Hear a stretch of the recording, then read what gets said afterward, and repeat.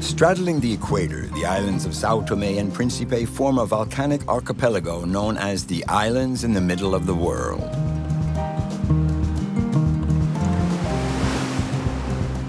Situated off the coast of Gabon and isolated from the rest of the world, this is one of Africa's smallest countries.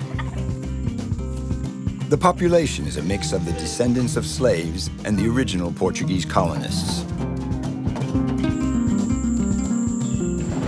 In these unspoiled islands where nature is so generous, the inhabitants of Sao Tome and Principe enjoy a paradise of jungle, mountain, and ocean.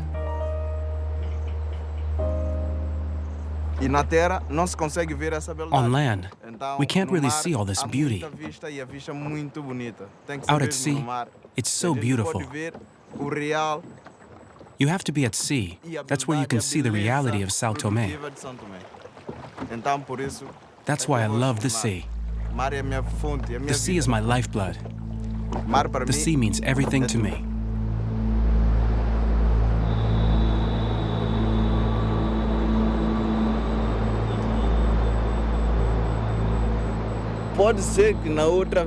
Maybe I was sort of half dolphin, half turtle in a past life.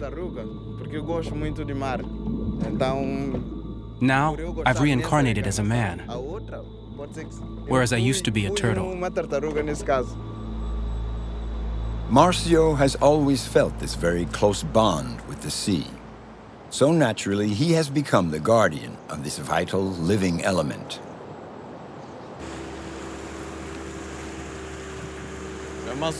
You can't see a thing. There's not even a single bird around that could help us out with a sign.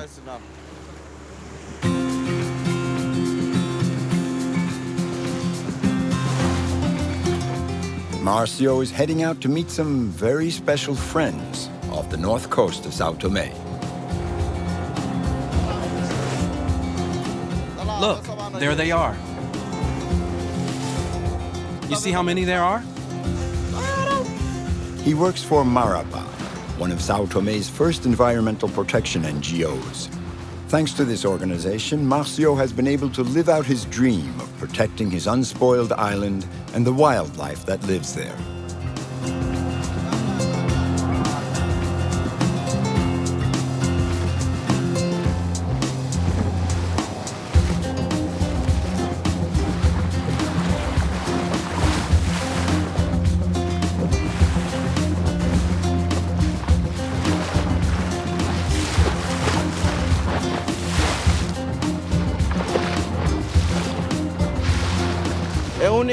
It's the only species of dolphin of Sao Tome.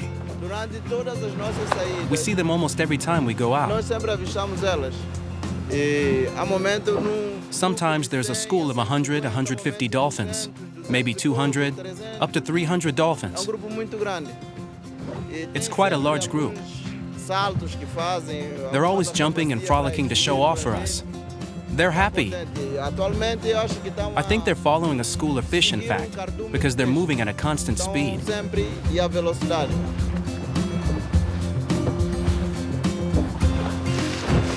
But we didn't expect to see so many today.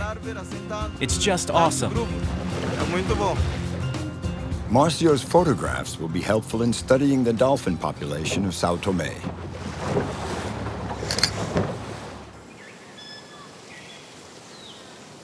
Every day, the natural beauty of Sao Tome is an enchantment for Marcio and confirms him in his mission.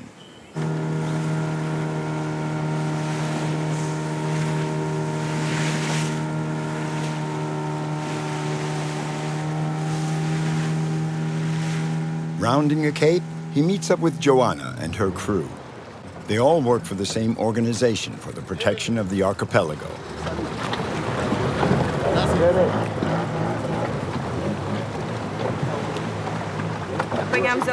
We found this girl floating on the surface.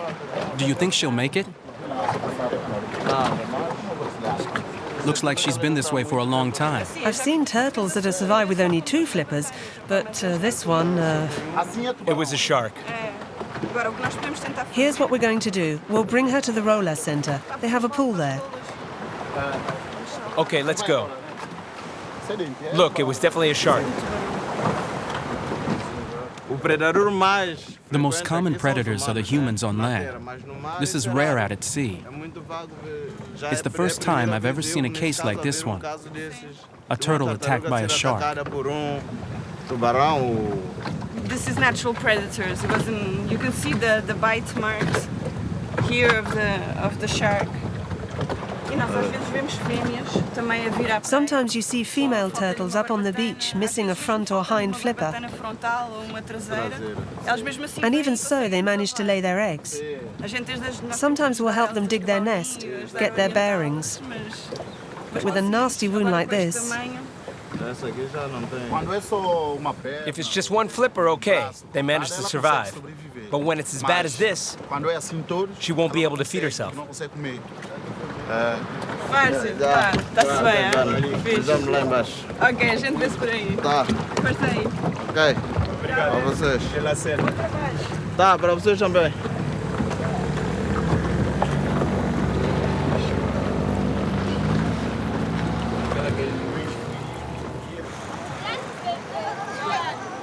Right by the beaches where the turtles have been coming to nest for centuries is Porto Alegre, the main village of the island's south coast. The people of Sao Tome have always considered the ocean as an inexhaustible food supply. But times have changed, and Marcio is working to change this attitude. Yeah, 76. It's a size 26. This net has a large enough mesh. You're on your way to drop your nets now? Levanta os mesmo.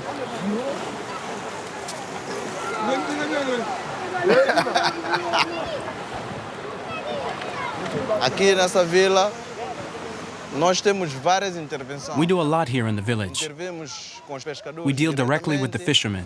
Então, tocar sensibilizá-los para impedir-los. My job is to make them aware so that they stop considering turtles as fair game. A tartaruga como objetivo de pesca. Quando vão para pesca, tem que ser objetivo. When they go out fishing, they should be going for fish. Estão a precisar de Then if apoio, they need help, nós we'll give it to them. Tem problema no motor, We'll fix the motors. solicitamos We have qualified personnel for that. qualificado, a gente vem, We'll step in to solve tenta problems and to help them develop their ajudá-los business. nesse desenvolvimento. O que é que se orienta quando tartaruga cai nessa What do you do if you happen to catch a turtle? Por acidente, Accidentally, I mean. não é dizer que sou buscar. If it's dead, some people will take it home. Everyone's pretty cool about that here. Quando se larga um rio de pesca, nunca tá Don't you ever happen to catch a turtle when you drop your nets? Yeah, it happens. But we're not allowed to bring it back to shore, though.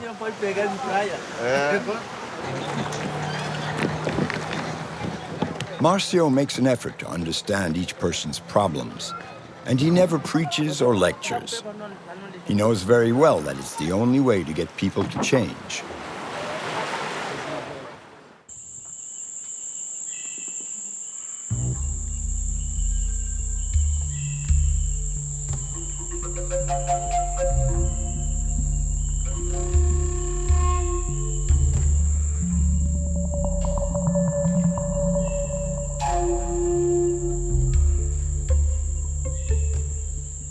Preservar a vida natural. I think preserving wildlife on land and sea is crucial, É importante porque because when you have people destroying, se uns abatem, you need others creating. outros têm que criar. Então, se vamos abatendo, todo mundo If we abateu, destroy everything, the os coming nossos generations will have futuros nothing left to see, seguirão, nothing to não tell, terão nada para ver, nothing to nada research. para contar, nada para investigar, nada para estudar. Então, preservando, a gente By vai protecting dar nature, vidas we're saving lives that could a uns, eventually be studied in the formas future. poderem ser estudadas e analisadas para o futuro. Então, As eu for me, vejo I look on preservation também as como life, saving uma lives. vida, salvar vidas.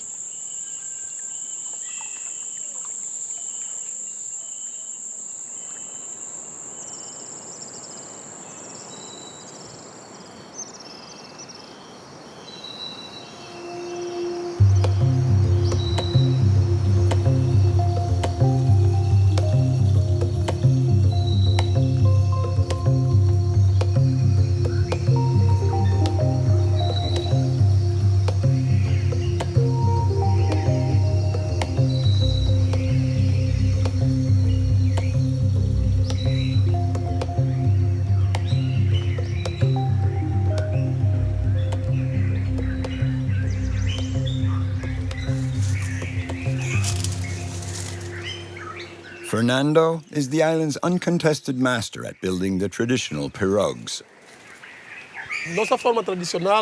We have a tradition that you have to cut the tree according to the lunar cycle. When the moon is full, there's a parasite that attacks the wood, which reduces its lifespan. The best time to cut the tree is when the moon is in a transitory phase. Then the pirogue will last longer.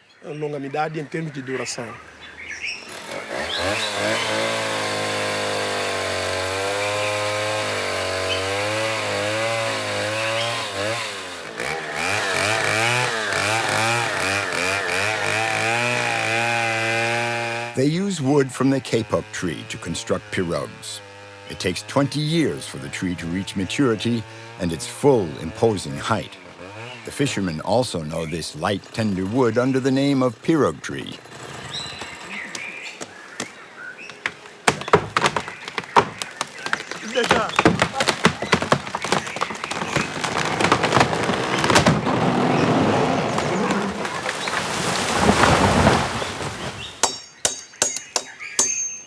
From here to here, we'll make one pirogue.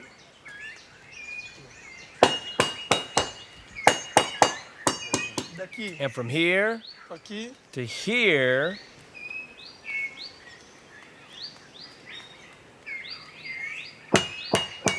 we'll make another.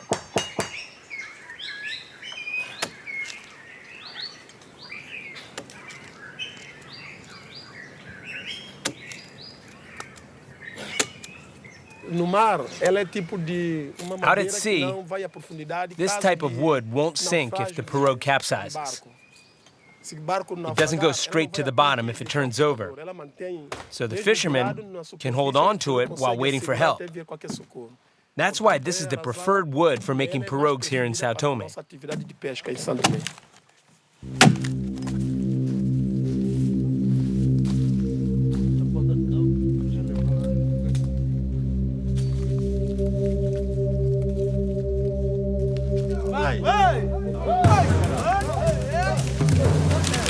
Due to the extreme lack of resources on these islands, everything has to be done by muscle power, and individual projects are carried out through a collective effort. A new pirogue will be able to feed several families.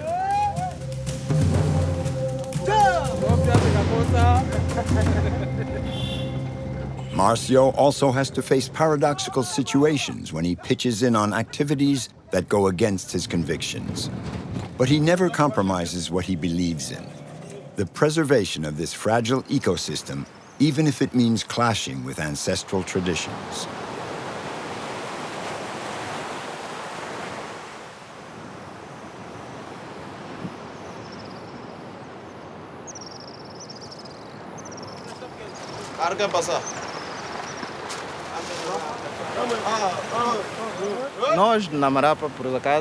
We at the MARAPA NGO want the fishermen to give up their practice of chopping down trees because it's detrimental to nature. Now, we favor fiberglass or marine plywood boats. The tradition continues. It's been handed down from the past and will be hard to give it up. But we keep trying. It won't happen in one day or in 1 year. It's a long-term project.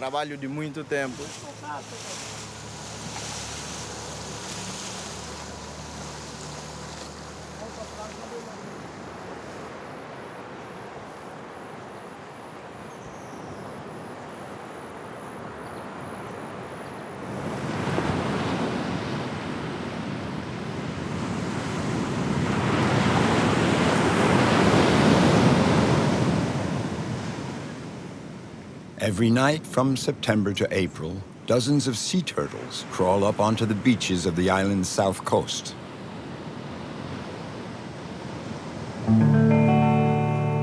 All during this period, Marcio organizes and takes part in nightly turtle patrols.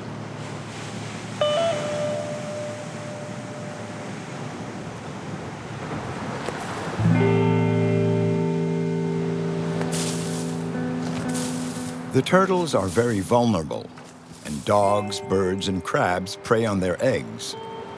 But the #1 predator is man, who sees the turtles as an easy source of meat.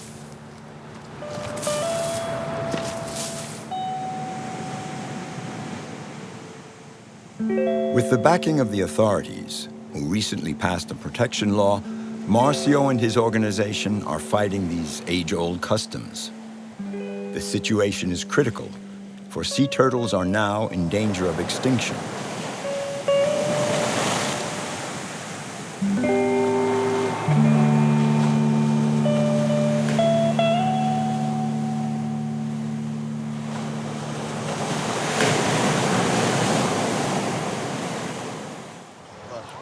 An incubator for turtle eggs, set up here in the village of Moro Peixe.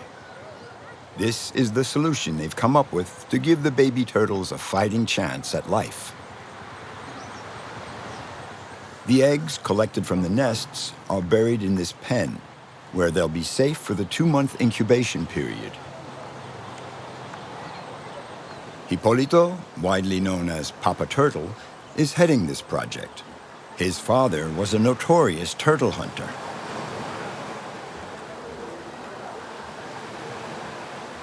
I honestly don't know how many baby turtles I've released. I know it's been many, many, many babies. It's something I really enjoy doing. Something I've learned, and perhaps someday I'll exceed the number of turtles my father captured. He captured a lot, and now I've been doing this work for close to 20 years, and I think I've made up for the massacre my father carried out.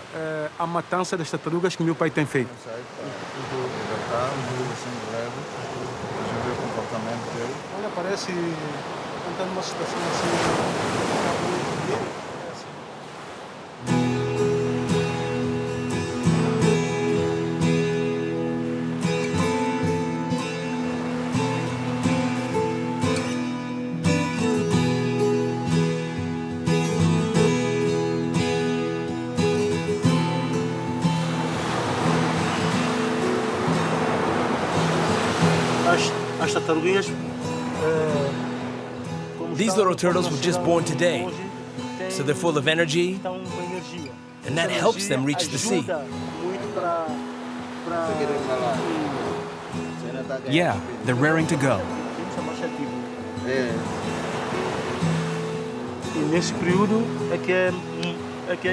It's a good time to release the babies. Otherwise, the birds swoop down and pick them off.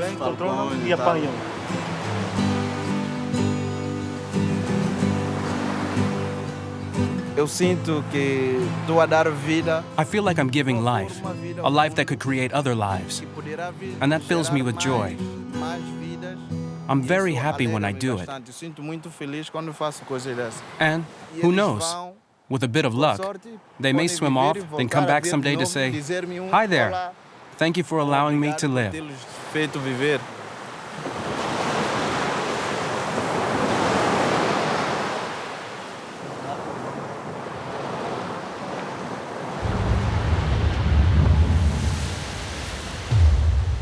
The ocean is not the only riches of Sao Tome. 90% of this fertile volcanic island is covered with jungle.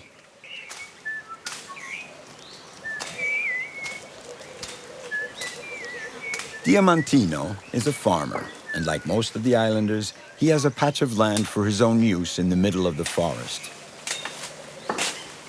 There he harvests the bean that is the symbol and pride of his country, cocoa.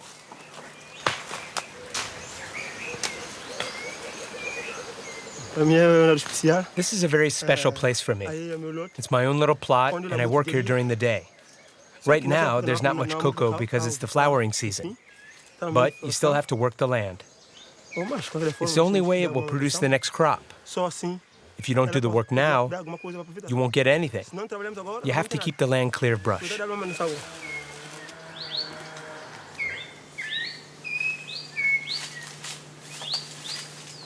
Diamantino works hard on his plantation. Even if cocoa doesn't bring in very much money, it's enough for him to live a simple, happy life.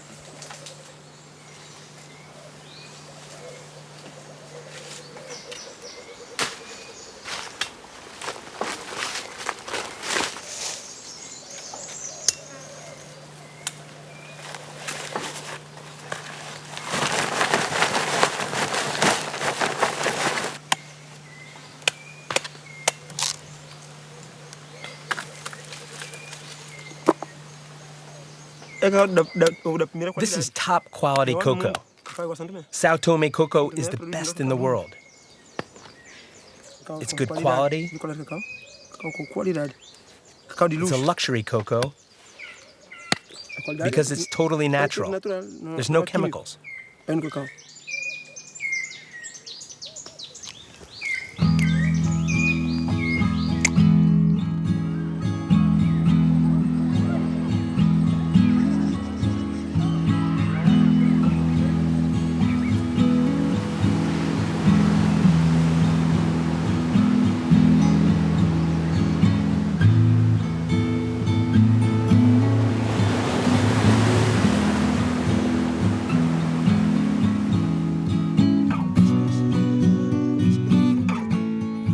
Once a week, Diamantino comes to Agua Ize, the country's oldest plantation, to sell his cocoa.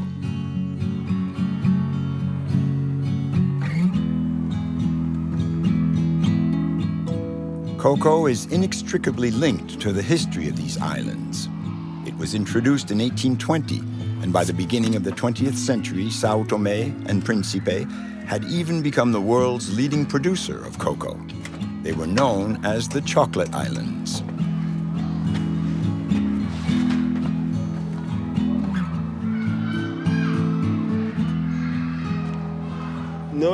We don't make any chocolate here. The cocoa is exported, and they send us back chocolate bars. But it's poor quality. Before, when I was younger, we had authentic, pure chocolate. Now, we have something that's a poor imitation of chocolate. It's edible, but like they say, if you don't have a dog, hunt with cats.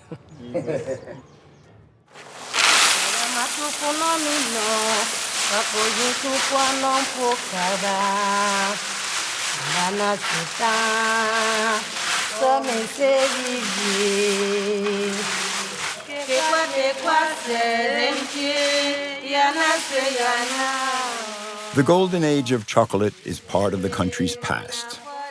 Now, the local production is quite marginal compared to the world market, but it still makes up the lion's share of the revenue for this little bit of Africa.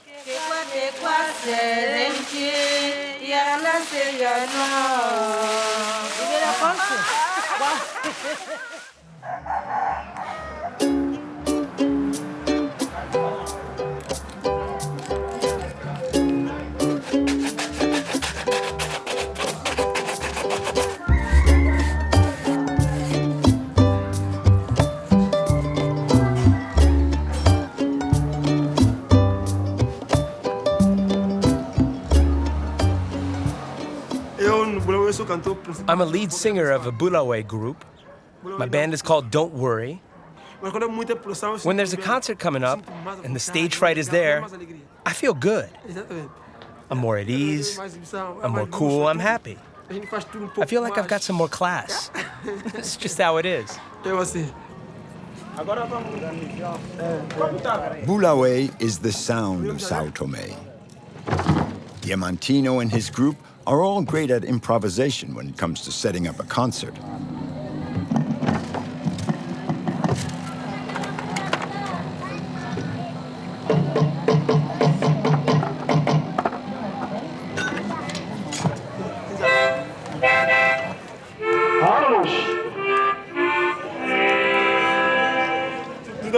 We've got everything pretty well organized, except for a few details we have to take care of.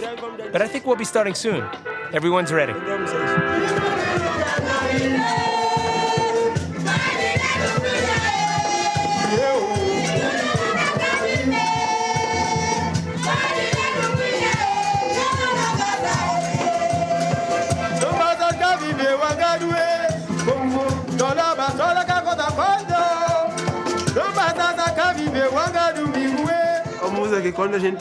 When you hear this music, you just have to get up and dance. You feel the vibes, and you have to move. You have to get up out of your seat and just dance to show how much you like the music. Diamantino became a musician in order to get people together and share a good time. His music gives voice to his country's soul.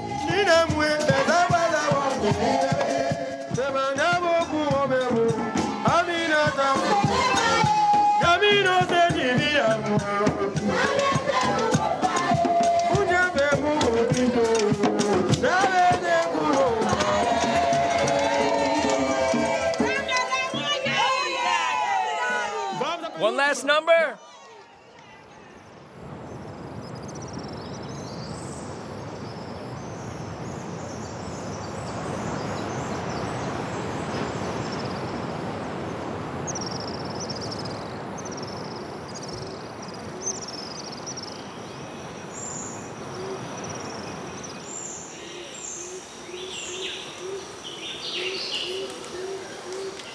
Okay, guys, be careful there. Don't get hurt. We're coming up to the falls. Okay, I'm going to carry you up there, and then I'm going to put you down, all right? His plantation and his music keep him busy, but he always finds time for his 9 children. Diamantino, who's 39, has a sunny outlook on life and confidence in the future.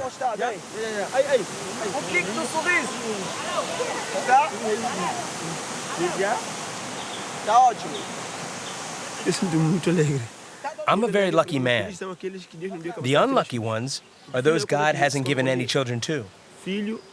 Money can't buy you children.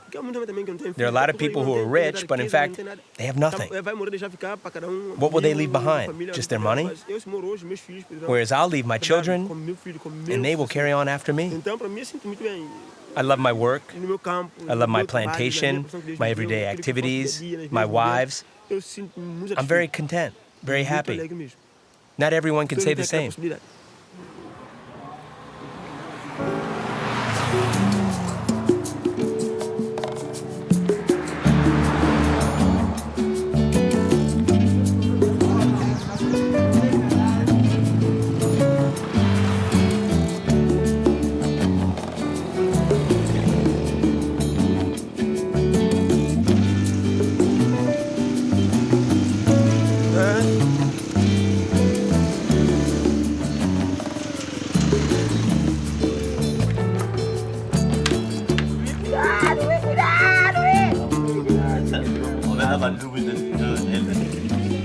Thanks to his Bulawae band, everyone in the neighborhood knows and likes Diamantino.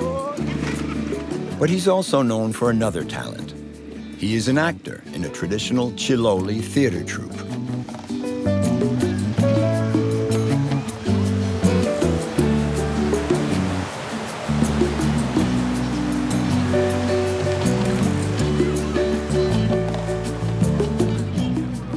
Ribeira Afonso is 2 hours from the capital. This weekend, there's a celebration in the village, and there'll be a Chiloli performance as part of the festivities.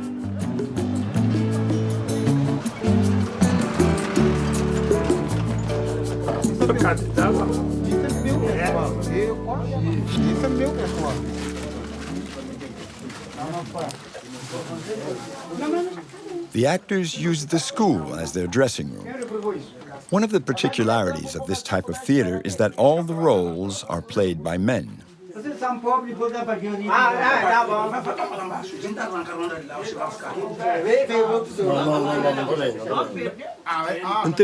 for the Chiloli costumes, we may not have any money, but we always manage to come up with something. With a little bit of determination, we manage to get the costumes made. It takes an effort, but we have to do it. Where there's a will, there's a way. And if there's no will, then...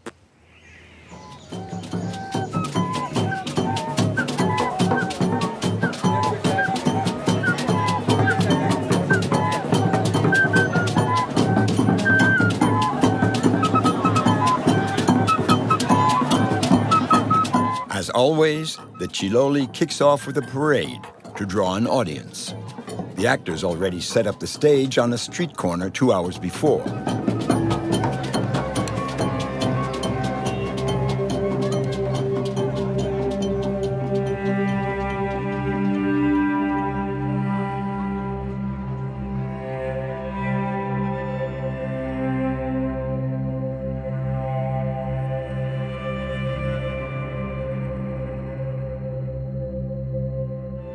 The repertory of Chiloli theater contains one single play, The Tragedy of the Marquis of Mantua and the Emperor Charlemagne.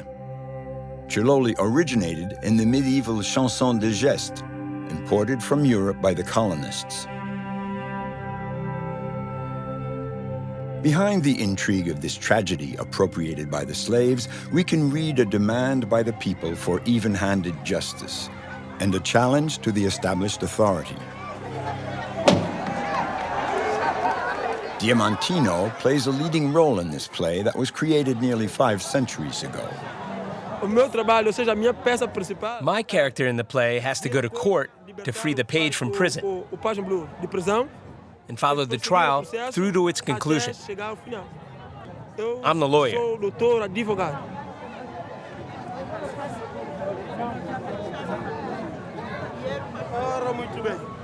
The one thing I want is to free the page. He came only to report on what he had seen in the forest. My honorable colleague. Man makes the law and the law makes man. If my colleague has to resort to lies, it obviously means that the page is innocent.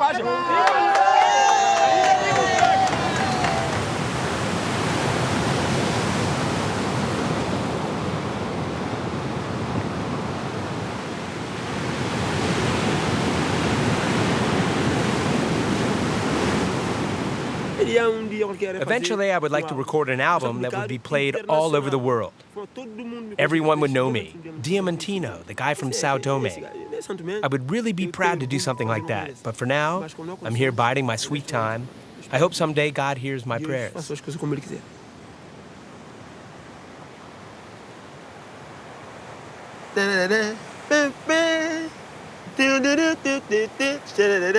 Hey, boss.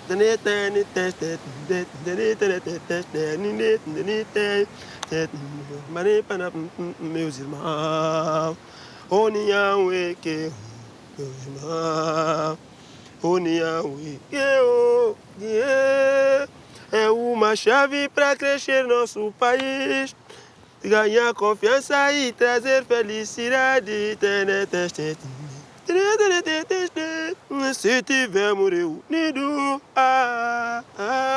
tudo pode resolver. Meus irmãos, com união, nossa terra mudará. If I had money, I'd like to leave someday to represent my country abroad. To show that even though this is a small country, it has brave men, capable men, able to sing, to create beauty, to do great things on a world-class level. São Tomé e Príncipe, terra linda, uma terra tão pequena.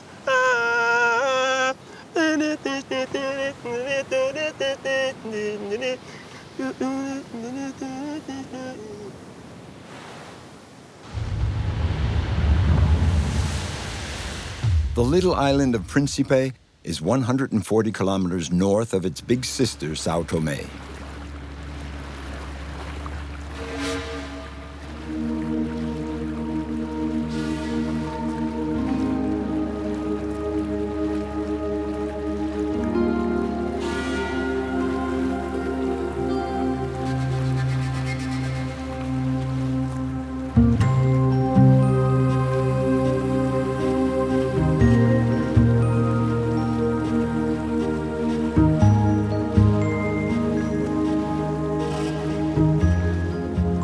Príncipe is a forgotten island, an unspoiled, protected land, caressed by the equatorial sun and the waves of the Atlantic Ocean. Shrouded by steamy banks of mist, the island is imbued with mystery.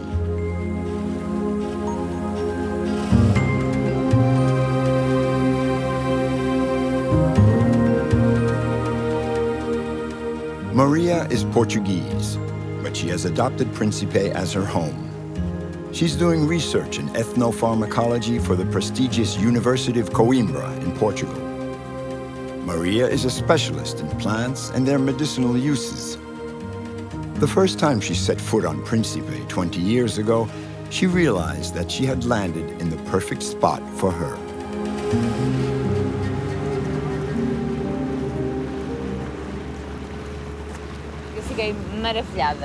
I was just overwhelmed. The green of the forest, the deep orange color of the earth, the sea, the sand, the beaches, the plants, the people, it's all wonderful. It's a real paradise, practically unspoiled, where there's so much to discover. A researcher's dream.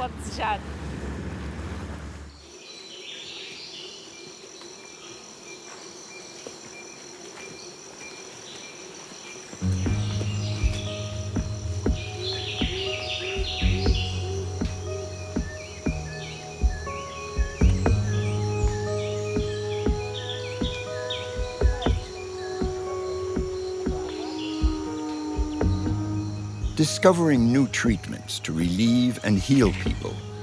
This is the goal of Maria's whole life and why she tirelessly hikes through the mountains of these islands.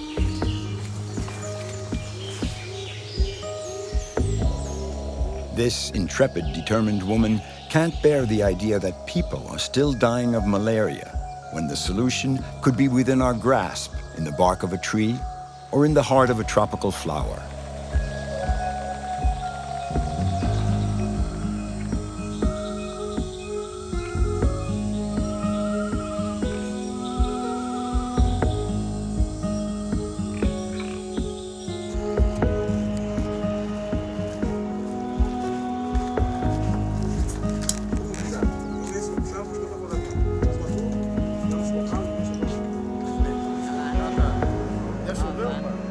Maria has become very close to two traditional healers.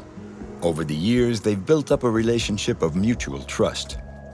Today, she's going to meet her friend San Veronica in Sao Tome to observe a consultation.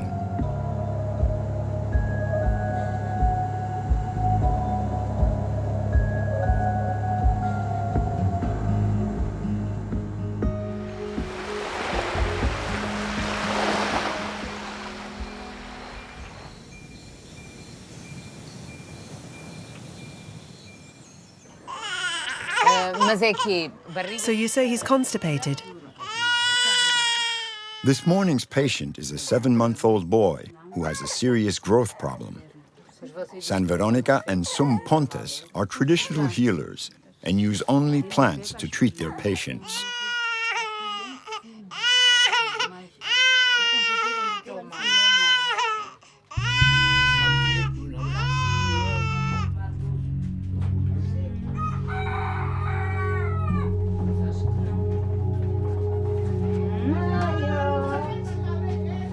The recipe of San Veronica's remedy is not written down anywhere, because this store of knowledge has always been handed down orally from master healer to apprentice.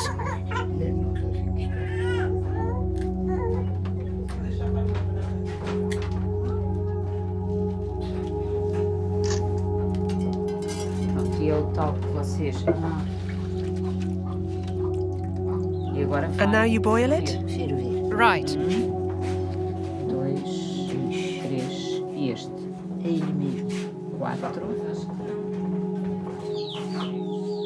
The two women are both plunged into their work. Maria's scientific rigor meshes with San Veronica's empirical process.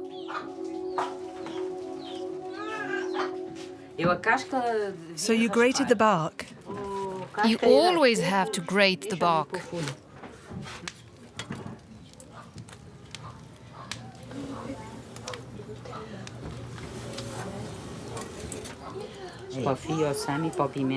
The remedy is ready. Maria recaps the recipe. And a bit of water?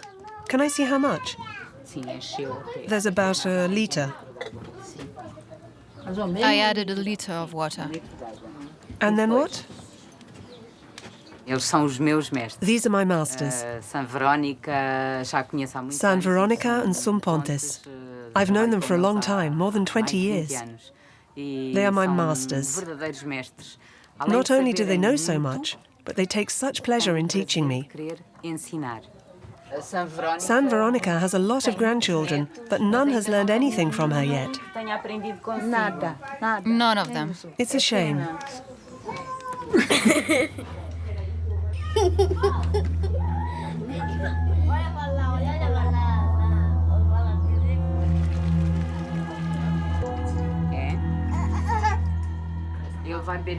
Does he have to drink all of it? Observing them, I see that they work quite differently from me. Sometimes they'll forget to explain a step to me because they do it every day.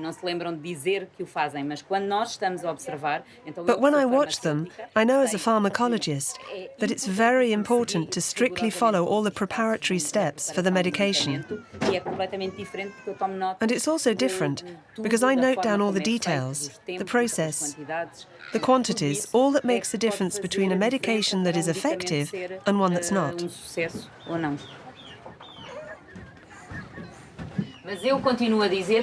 I really do think that a bit of sugar wouldn't be bad, just a little. To give it some taste. Because it is really bitter for a child.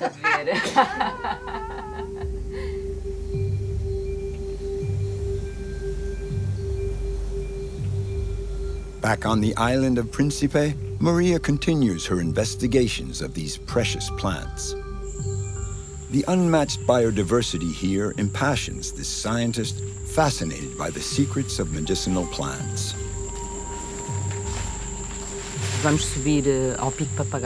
So now we're going to climb Papagaio Peak. We're going to look for 2 endemic species that live only on the summit. What drives me is discovering a new plant. A discovery that could be my contribution to science and humanity. Who knows?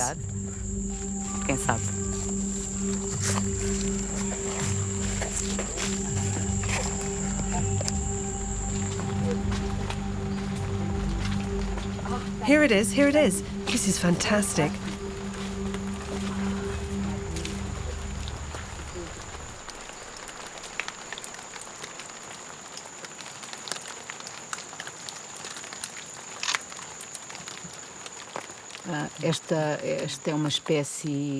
This species is endemic to Principe, and you only find it in this milieu. Here it's a very humid microclimate. This is what we came for.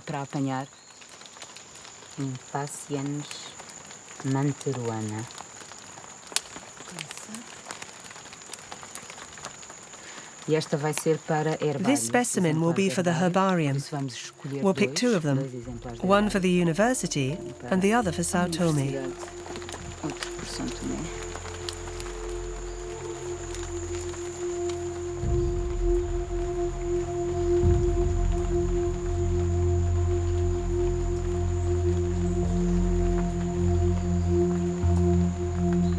Maria's work on tropical plants has become a reference in the field. She is one of the few scientists who are respected as much for their academic work as for the quality of their collecting in the field. Usually, a pharmacologist like me works mostly in the lab. I'm lucky enough to do both. I think that I get even more pleasure from my work because I know how difficult it is to find the specimens and record the lore of the traditional healers and local guides. This information will give a direction to the laboratory work and facilitate our research.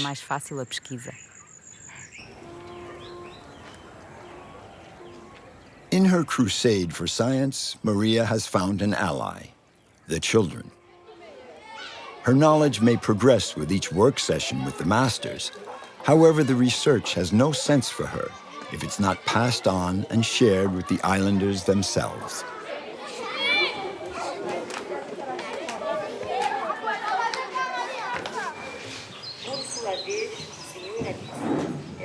Maria has produced some short animated films with Principe school children, a playful way to make them aware of their country's riches.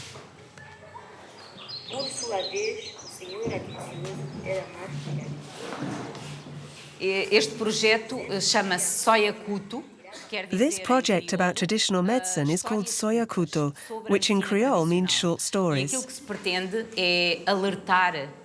And that's what we're going to do, teach the children that we have to preserve the forest, which is a natural pharmacopoeia. The second important message is to make them all want to learn the secrets of traditional medicine from their elders, so that someday they may pass this powerful message on to their children. And if the forest dies, what will we lose? So much. The medicine, the wood, the fuel. We have to preserve the forest. Do you understand? So, children, like I said, I need lots of researchers to help me. Who wants to be a researcher? Okay, let's go and study nature.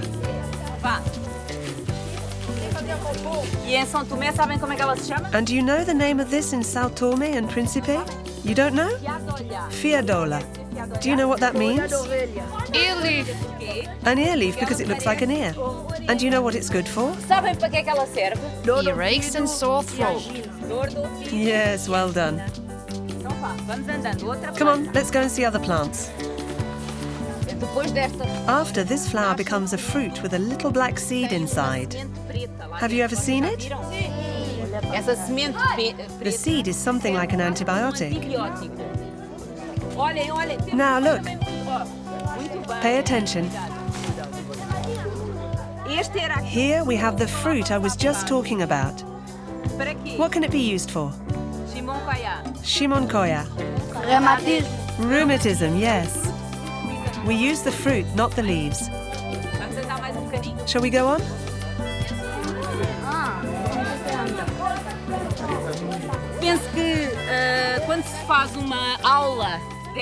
I think that when you give a class like this, right out in the field, the students are more apt to assimilate the material than in a theoretical presentation.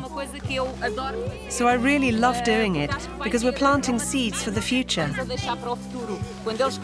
When they grow up, they'll remember this information that the traditional healers and I transmitted to them. I hope the seeds take.